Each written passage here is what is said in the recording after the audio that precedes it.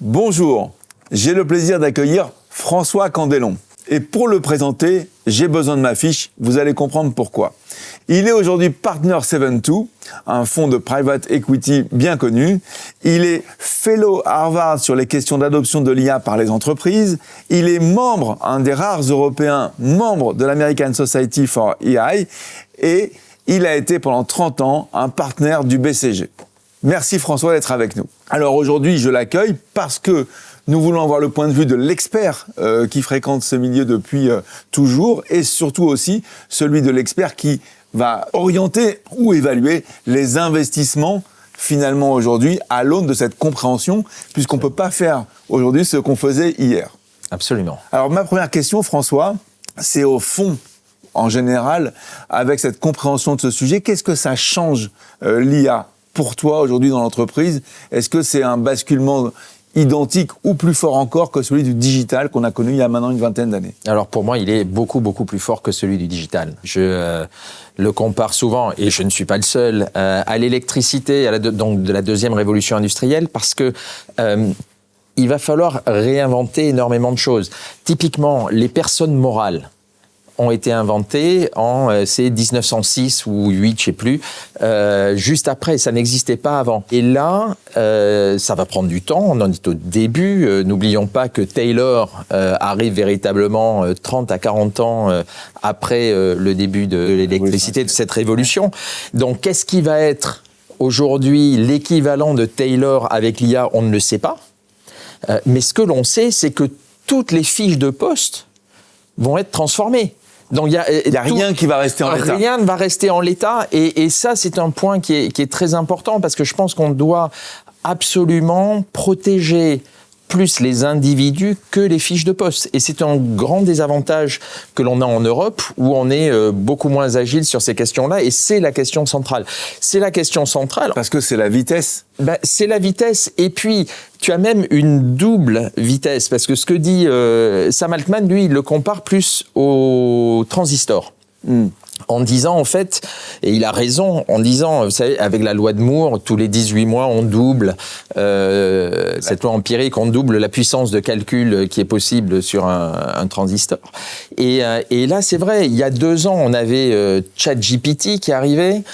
Aujourd'hui, on nous parle des agents autonomes, c'est-à-dire des agents qui sont non seulement en situation de dialoguer, et je mets tout entre guillemets pour éviter toute anthropomorphisation, de dialoguer, et là, ils vont pouvoir aussi agir sur le monde. Et donc, à mon avis, on va passer assez rapidement d'une relation dans des organisations hybrides avec des employés humains et des employés organiques, virtuels, des employés IA, et cette capacité à travailler ensemble va être une source d'avantage concurrentiel. Et redéfinit le paysage. Absolument, qui redéfinit le paysage, qui redéfinit les processus. Et Jensen Huang, le président, le CEO de NVIDIA, dit les DSI seront demain les DRH des IA autonomes. Alors, on peut en avoir peur ou pas. De fait, ça arrive. Et moi, je suis vraiment très préoccupé par le fait que ça occupe une place aussi réduite dans le débat français, européen, voire même mondial. Ah, tu penses que même au niveau américain, par exemple, on est encore un tout petit peu en retard en maturité? Même au niveau américain. Alors, je pense qu'au niveau américain, mais on le voit, en fait, le développement de toute nouvelle technologie aux États-Unis, c'est très différent aux États-Unis versus l'Europe. Aux États-Unis, c'est un mécanisme schumpeterien de destruction créatrice, c'est-à-dire que les entreprises ne se modernisent pas, elles sont remplacées par des entreprises natives. Ça, on l'a vu avec le SaaS, que tu connais bien, on est en train de le voir avec l'IA. En Europe, en général, et en France en particulier, comme les entreprises, on est plutôt prêt à les mettre en soins palliatifs pour éviter qu'elles ne décèdent, qu'elles ne s'écroulent. Eh bien, il faut mettre en place un processus qui est très différent, qui est un processus beaucoup plus d'adoption de ces nouvelles technologies et d'évolution que de rupture. Et ça, c'est un vrai débat et qui, pour moi, est beaucoup plus important que celui, si je puis me permettre, de l'âge pivot de la retraite. Bien sûr. Ça veut dire que, évidemment, quand on entend cette première partie, on se dit, bon, bah alors, l'investisseur que tu es devenu aujourd'hui, hein, et l'investisseur au sens développement des entreprises, parce que c'est l'investissement pour développer les entreprises, eh ben, il va se comporter différemment quand il va évaluer d'abord ses futures cibles, et puis même son propre portefeuille existant. Alors, il y a plusieurs choses par rapport à ça. D'abord, il est évident qu'aujourd'hui, sur chaque investissement que nous faisons, nous avons une due diligence IA spécifique qui est à la fois sur la maturité de l'infrastructure technologique, sur la maturité culturelle de l'entreprise pour adopter l'IA,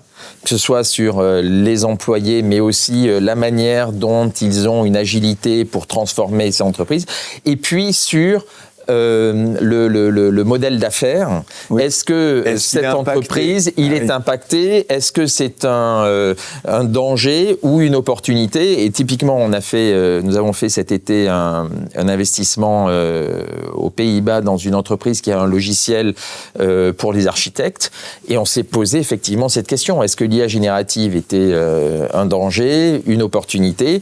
Nous sommes arrivés à la conclusion que c'était une opportunité. S'ils savent l'intégrer. Absolument, mais ils sont justement, leur maturité, c'est plutôt pas mal. Maintenant, le temps nous le dira, mais c'est absolument indispensable. Et ce que nous faisons évidemment sur notre portefeuille, là, nous allons sortir au printemps un indice de maturité IA de nos entreprises. C'est aussi l'opportunité de véritablement établir un plan de travail et un plan de développement avec chacune d'entre elles. Alors, tu vas prendre ce sujet dans ton portefeuille avec donc des techniques d'adoption. Est-ce que tu as aujourd'hui quelque chose qui est une recette ou en tout cas une compréhension de ce qu'il faut faire pour adopter correctement cette IA, puisque de toutes les manières, elle doit être adoptée en entreprise? Alors, il y a plusieurs choses. D'abord, je pense, et je voudrais rajouter que je suis persuadé que les ETI ont un rôle, une opportunité massive de création de valeur grâce à l'IA. D'abord parce que elles sont un peu plus agiles. Elles sont plus agiles. Et je vois typiquement l'une de nos entreprises à Lyon, Opteven. J'ai fait un premier séminaire, véritablement leur faire comprendre ce que l'on pouvait faire avec l'acculturation avec l'IA en juin.